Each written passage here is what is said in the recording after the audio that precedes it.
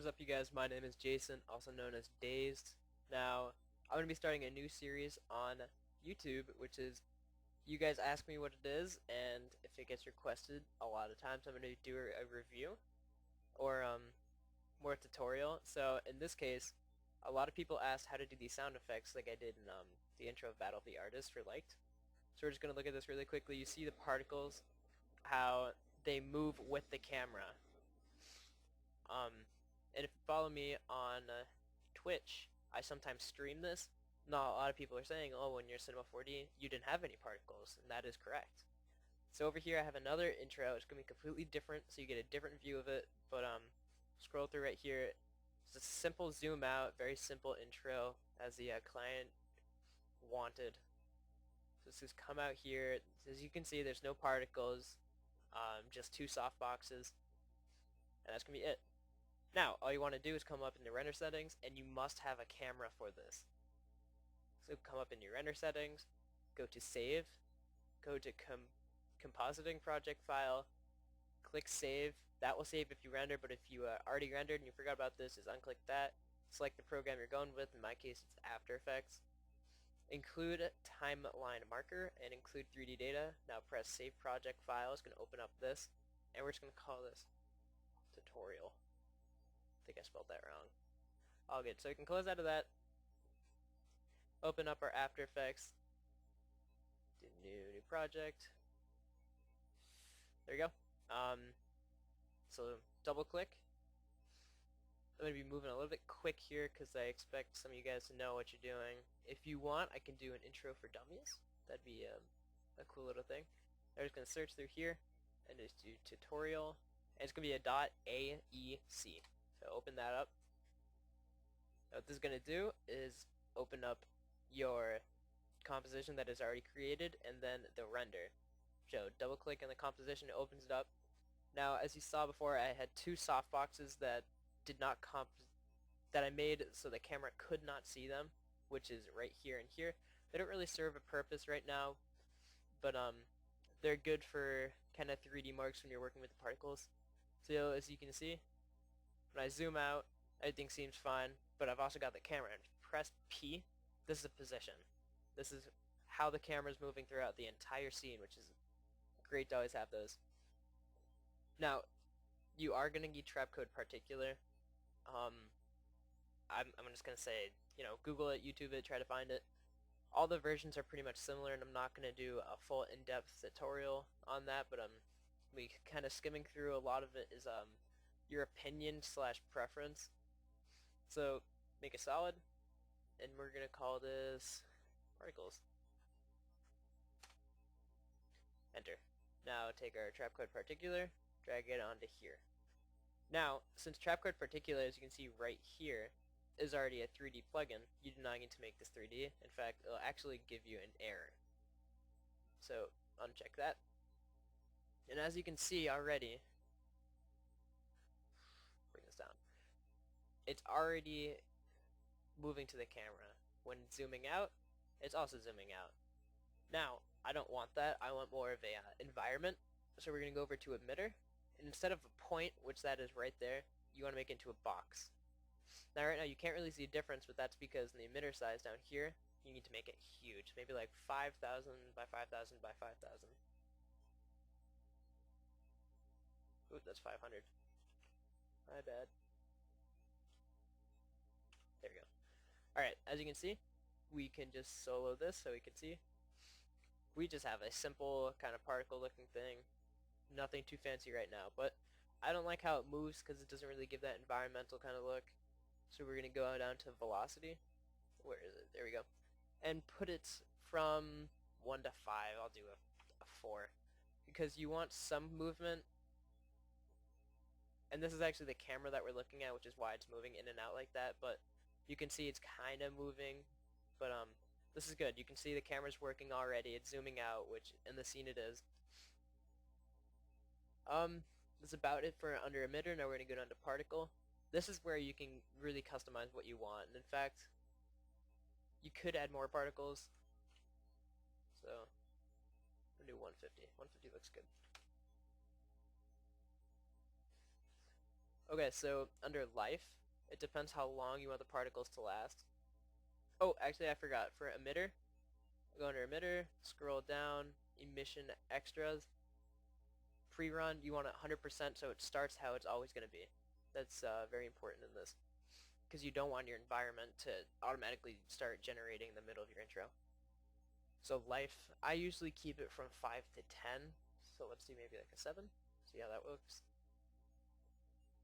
They do disappear, and I don't really like that. So since it's a 10-second intro, why not? That looks a little bit better. Change that down to 100. I don't like too many particles. Life random, I'd keep that at 0. Change your feather so it looks a little bit more kind of soft. You can see it does feather a little bit. You can up the feather to maybe like 200.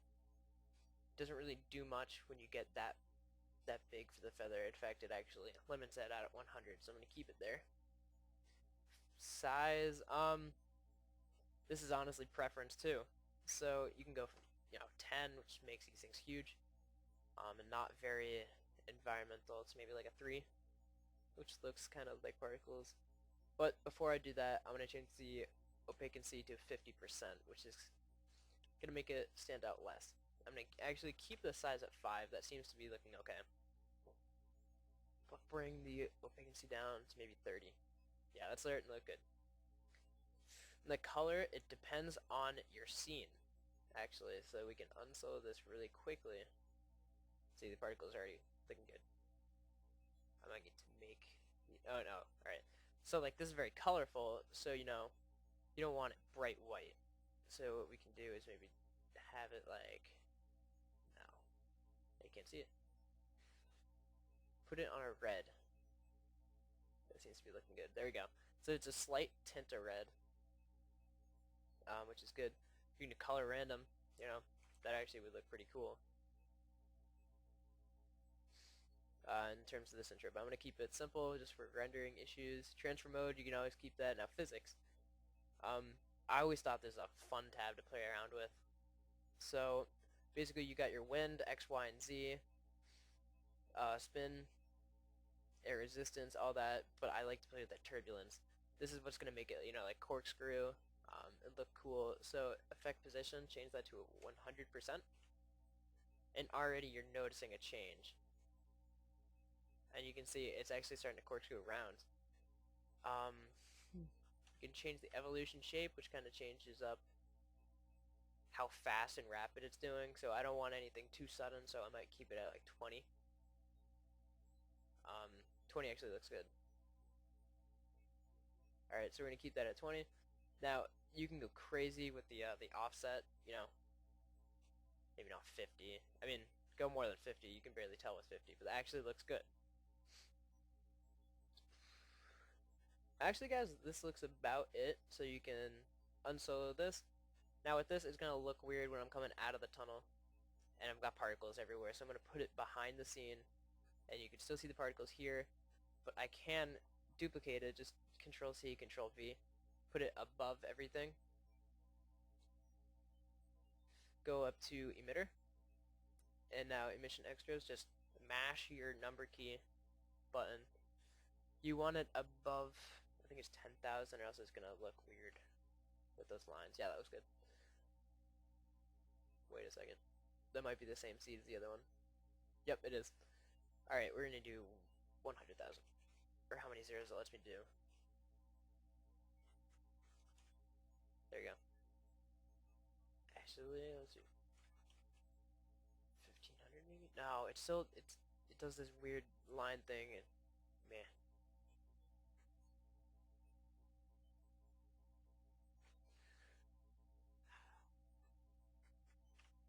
There we go.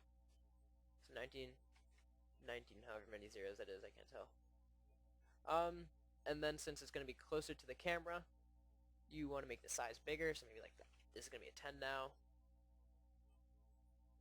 Particles a second, just make that smaller.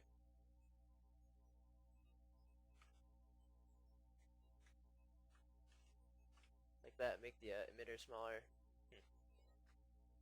15. That looks good. Alright, and then what you can do is do real smart motion blur. Real smart motion, there we go. On top of this, which adds this a little bit because you're zooming out, so you're not gonna have everything vivid looking. Unless that's what you're going for, is a blur amount. Just change it to I1. And it should be on top of the particles. Yep. You can't tell with the quality of the video you're looking at, but it is a very slight difference that makes the intro. We can just render through here really quickly. I don't know how long it's gonna take. So while this is rendering, guys, thank you for stopping by. Make sure to stop here every week or so, where I'm going to be coming out with a new tutorial, hopefully. And I got a new mic. I actually figured out how to use my Turtle Beaches and hook them up to my computer, so hopefully they don't break. And this looks good, actually. Obviously there is no color correcting, so this is all stock footage. But actually, I don't like those particles there, so I'm just gonna keep it as that. It looks good, but it's just a bunch of playing around with, you know, color correcting. Maybe add a vignette just on this to make it fade away from the sides, the film. But otherwise, thank you guys for stopping by, and this has been Dazed, and